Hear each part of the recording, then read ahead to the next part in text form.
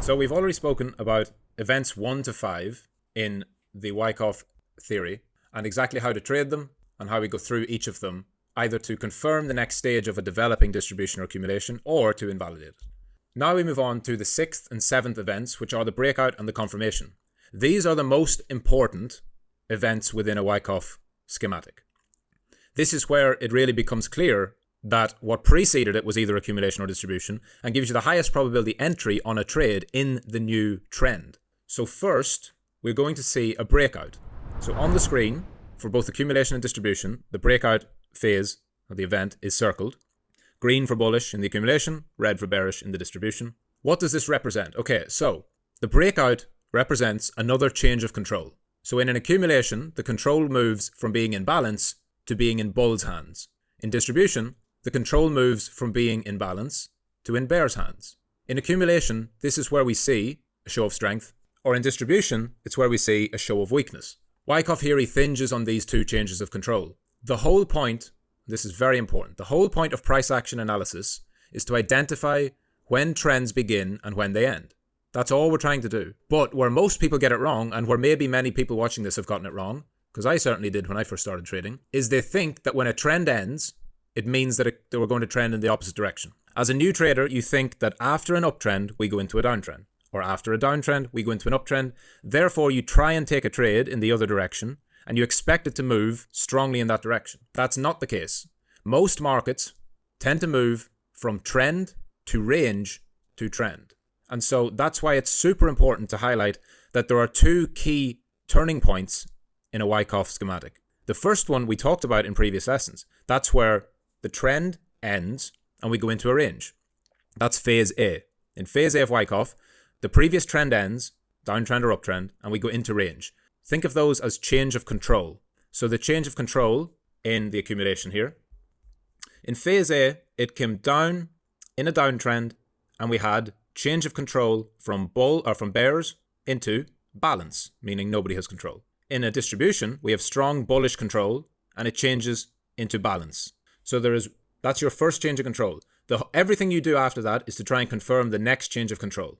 That can either be from balance into bears or from balance into bulls. And remember, it doesn't always have to go like the schematics on the screen. It can go into continuation, where the bears are in control here, we go into balance, and then it goes down and the bears continue in control. Or the bulls are in control, we go into balance, and the bulls continue to be in control. That can also happen too. It's not about always being a reversal, but it's about knowing where the change of control happens from balance to either bulls or bears. So why does it happen? Essentially, we have been in a range for long enough and new information comes into the market that reprices it. Or simply trader positioning pushes the market into an inefficient state where buyers or sellers get overwhelmed. You can see this most commonly in the terms oversold and overbought. So here, as we enter the accumulation range, it progressively gets more and more oversold. It's been sold all the way down. It goes into a sideways range. They try to sell more, it rejects. They try to sell more, it rejects. At that point, essentially the sellers give up and they're overwhelmed by the buyers. And that's why it goes up. Same thing in reverse for distribution. Think of the Titanic analogy I used before. At the point where we move into the breakout phase, it is just too big to be stopped. There's too much pressure on either the bull or the bear side to stop the thing from moving. Remember how price always moves. It moves through the path of least resistance. So if price was acting like a jet ski here, turning frequently, testing high, testing low, once it reaches into the 6th event, the breakout, it's like the Titanic. It builds up momentum and it's impossible to stop it. It would take way too much effort to stop it, and we know the price moves through the path of least resistance. So what are the key features? Key features of a breakout, which happens at this point up here. Number one, there is no immediate re-entry into the range. So it breaks out and it closes. So whatever time frame you're trading on, it breaks out and you have a candle close on that same time frame. That constitutes no immediate re-entry to range. You also can have volume confluence, meaning you have high volume on the breakout, which then is accompanied by a close. A high volume breakout with a close are signs of a breakout, a valid breakout. And the breakout deviates more than 20% of the range you just left. You know from previous lessons, specifically we were talking about the reversals, and there was a reversal called the sweep or the trap. And a valid sweep or trap, meaning it goes above or below the high or low, has to deviate less than 20%. Now, So if that means it's a valid sweep or a trap and it goes back into range, then surely the opposite will be an indication of a valid breakout. So if price pushes a 30% deviation above the range high or below the range low, that's another sign of a valid breakout. What are the actions you take here? Well, in reality, this is generally not a trading opportunity. The breakout itself is not something you want to buy on an accumulation or sell on a distribution, because we wait for event number 7, the confirmation, to actually place our trade. Now, if you are a scalper or a day trader, and let's say this accumulation or distribution is happening on a daily chart, so if it's a high time frame structure and you trade on low time frames, you can trade them, but very quick entries and very quick exits. But if you're trading the structure itself, you don't buy the breakout in either side. You wait for the retest, which we're going to talk about now in event 7. So event number 7 is confirmation.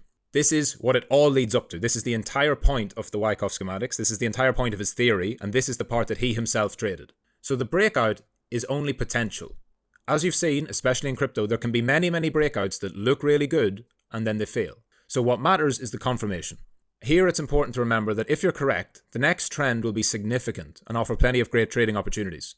Think about what you're witnessing if you are right. If you just wait for confirmation, you're not just catching the first trade, you're also catching a new extended up or down trend, especially if we had a lengthy accumulation or distribution. So if you have gone through all this, and say it's taken many weeks on a daily chart, and you actually get valid confirmation, it's not just going to stop after one move. You're going to get a significant uptrend or downtrend. So it's important that you wait for your proper confirmation. Don't jump the gun at event 6. Even if you're a higher time frame trader, going in too heavy on the breakout is still breakout trading. And if you don't do breakout trading right, you just bleed money. So what do we need to see? Well, we need to see the show of strength or the show of weakness get tested for confirmation. This is the last chance to shake people out, and it can get violent. So you need to be patient and wait for it, because it's going to try and take out those early breakout traders. By this point, the market generally knows the trend has shifted and we're now moving in a new direction. But a lot of people will try and get on that trend early. So you get the worst wicks, fake outs, chop, craziness. You get the craziest price action here of anywhere, because it is a classic shakeout trying to get you to give up before the real trend. So in a bullish accumulation, if you see on the screen, SOS means show of strength. It's also called jump the creek. A creek is like a river. And the analogy, I guess, is that once you jump over the creek, there's no going back, right? Whatever you want to use, this is just the word that Wyckoff used. But show of strength is a very common one, where you show strength by breaking out, or jump the creek by jumping over the area of resistance. And then the backup, which is the BU, or back up to the edge of the creek, BUEC, is what you call the retest. These are just the terms that Wyckoff used.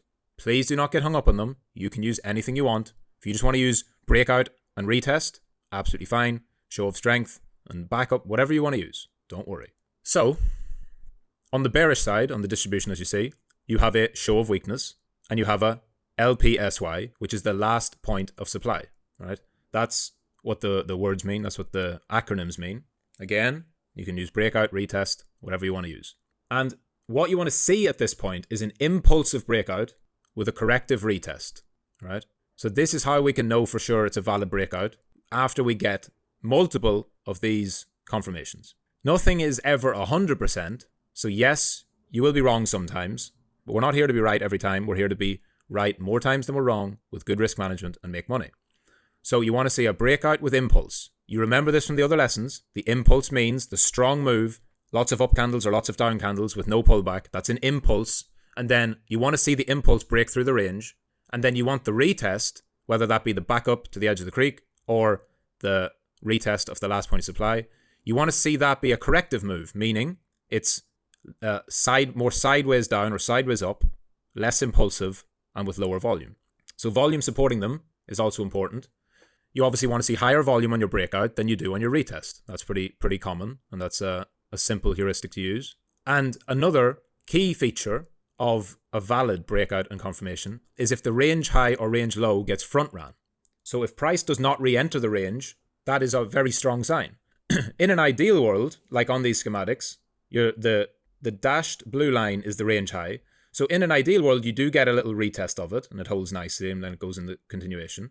Or you get a retest of your resistance and it holds nicely and you continue. But of course, the markets aren't perfect. Sometimes it will not even reach back to there and it will continue. Don't see that as a trap or whatever. That's just a sign of genuine strength in the new trend. All right. So what do we do? How do we actually trade this? This is the important part. This is where Wyckoff traded. This is exactly how he traded it. So you can start with this as a frame, and from there you can enter your own trading rules if you want. So you enter on the show of strength or show of weakness after the retest, and you put your stop loss below or above the BUEC or the LPSY. So let me explain that. In accumulation, you wait for the breakout that we see here. You wait for the retest, and then you wait for the further show of strength, which is the breakout of the breakout. Make sense? This is why you don't buy this breakout.